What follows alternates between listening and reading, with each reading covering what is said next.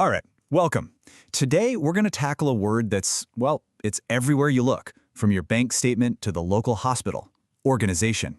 Sounds pretty straightforward, right? But what's really going on under the hood? What makes one of these things tick? And maybe more importantly, how do these structures secretly run our world? Let's get into it. So let's start with a little bit of a puzzle. Think about it. A hospital saving lives, a top-tier football team scoring goals, and your go-to coffee shop pouring lattes. On the surface, they seem like they're from completely different universes. But here's the thing. They are all built on the exact same fundamental idea. They're all the same type of thing. And that answer? That's the key to everything we're talking about today. And there it is. That's the secret code. Now, I know this definition from Buchanan and Hitchcock sounds a little, academic and stuffy, but trust me, it's like a master key. It unlocks what an organization truly is.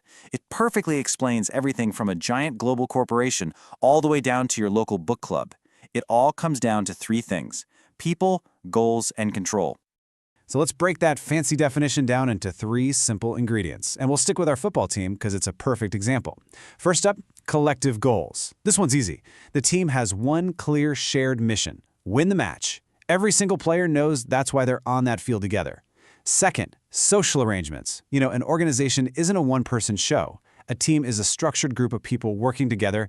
You've got defenders, midfielders, forwards, a goalie. Everyone has a defined role. And third, controlled performance. The team doesn't just run out there and hope for the best. They have systems, tactics, training plans, a coaching staff, a captain, all of it designed to control their performance and make sure they achieve that collective goal. Okay, so that's the what. But what about the why? Why do we humans always seem to form these structures? What's the real advantage of teaming up in this formal way instead of just, trying to do it all ourselves? Well, the reasons are actually incredibly powerful. For one, we can share skills and knowledge. Think about it. An app developer might be a coding wizard, but knows zero about marketing. A marketer might have amazing ideas, but can't write a single line of code. But together, as an organization, they can build and sell an app that neither of them could have created alone. This also lets people specialize. The goalie can focus only on stopping goals, becoming an absolute expert, while the striker just works on scoring. That focus makes everybody better. And finally, organizations let us pool our resources. You or I might not have the millions needed to build a new hospital, but when thousands of people invest or donate together, it becomes possible. And all of this, it leads to one incredible, almost magical concept: synergy. This is the big idea. It's the whole being greater than the sum of its parts. It's where 1 + 1 doesn't just equal 2, it can equal 3 or 4 or 100. It's that extra spark of value, that explosion of innovation and efficiency that happens when people, skills, and resources are combined in the right way. One person can't build a smartphone, but an organization can. That is synergy. And that drive to achieve more together than we ever could alone. That's the ultimate why behind every single organization on the planet. So now that we get what an organization is and why they're so important, let's start trying to sort them out. And there are a bunch of ways to do this, but the first, most basic way to look at it is to ask a simple question. What is its main goal? Is it all about the money, or is it about something else entirely? And this lays it out perfectly. It's two sides of the same coin. On one side, you've got your commercial organizations. Their number one job, their whole reason for existing, is to make a profit and make their owners richer. Simple as that. On the other side, you have the not-for-profits, or NFPs. For them, profit isn't the main goal. It's about serving a mission. Maybe it's satisfying the needs of members, like a local sports club, or serving a part of society, like a charity digging wells. Okay, let's look at the commercial side for a second. Pretty self-explanatory. These are built to make a profit for their owners. But even here, there are some fundamentally different paths you can take, and your choice has massive implications for you. We're going to focus on the three big ones. You've got the sole trader, which is the simplest one-person setup. Then there's the partnership, where a few people join forces. And then you have the company, which is a much more complex legal beast. But the single biggest difference between all of them? It all comes down to one critical word. Liability. This one concept is everything. With unlimited liability, the laws see zero difference between you and your business. You are the same thing. So if the business gets into debt, collectors can come after your personal stuff. Your car, your savings, even your house. Yeah. But with limited liability, the business is created as its own separate legal person. If it fails, you only lose the money you put into it. Your personal assets are safe behind this legal wall. This is an absolute game changer. And this table just lays it all out so clearly. As a sole trader, it's all you. Super simple to set up, but you carry all that risk with unlimited liability. A partnership is kind of similar. You share the work, but you also share that unlimited risk. But a company, that's a different animal. It's a separate legal entity owned by shareholders. And here's the magic trick. It gives them limited liability. That legal separation is why pretty much every huge business you can think of is a company. It lets them take bigger risks and attract more investment. Now, on the not-for-profit side, the variety is just massive. You've got government departments, you've got schools focused on education, public hospitals trying to heal people. It also includes huge global charities like the Red Cross and Oxfam, and even your local tennis club. For every single one of them, the main rule is the same.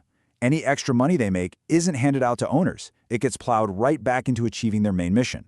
For them, money is just the fuel, not the destination. All right, let's add another layer. Let's look through our second lens. So after asking what's the goal, the next really important question is, who's in charge? Is the organization run by the government, or is it independent? This gives us another really useful way to map out the world of organizations. This basically splits the world into two big teams. The public sector is everything controlled by the government. We're talking police, military, public schools. Their job is to provide services to all of us, and they're mostly paid for by our taxes. Then you have the private sector, which is, well, it's everyone else. It's all the organizations run by private citizens and groups. And here's the key thing to remember. This includes both the for-profit companies like Apple and your local plumber and the nonprofit charities and clubs, just as long as they're not run by the government. Now, inside that private, not-for-profit world, there's a really important group we need to talk about. NGOs, or non-governmental organizations. The name says it all, right? They are independent of any government. They're also not-for-profit. Their main focus is usually pushing for some kind of big social or environmental change. Think about groups like Greenpeace or Doctors Without Borders. They operate in the private sector, but their job is often to hold governments and big companies accountable. They have a very specific mission. And there's one more really cool structure to mention, the cooperative. Now, these are fascinating. They're owned and democratically run by their own members, the very people who actually use their services. So what's the big difference? Well, in a normal company, money equals power. One share, one vote. In a co-op, it's about people. One member, one vote. They exist only to serve those members, who then get to share in any of the profits. The cooperative group in the UK is a huge example of this, with millions of member owners involved in everything from food to banking. So, we've looked at organizations through two different lenses. Their purpose, are they for-profit or not, and their control, are they public or private? So now, let's pull it all together and get one clear picture of the entire organizational landscape. Okay, this table right here, this is the whole shebang. This is your cheat sheet. Let's just walk through it. Take ownership. A commercial company is owned by its shareholders, people who put in money hoping to get more back. A public sector organization is controlled by the government, working for all of us. And a charity, it's run by trustees for the benefit of the public. Now look how their objectives flow from that.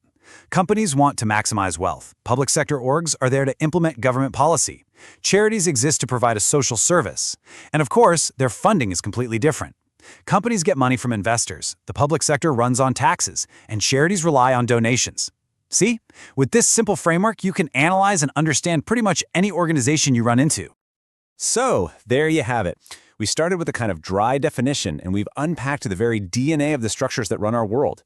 Every organization, whether it's chasing profit, carrying out policy, or driving change, is really just a tool built by people to achieve a goal they couldn't achieve alone. They are the engines of our society. So the thought I'll leave you with is this.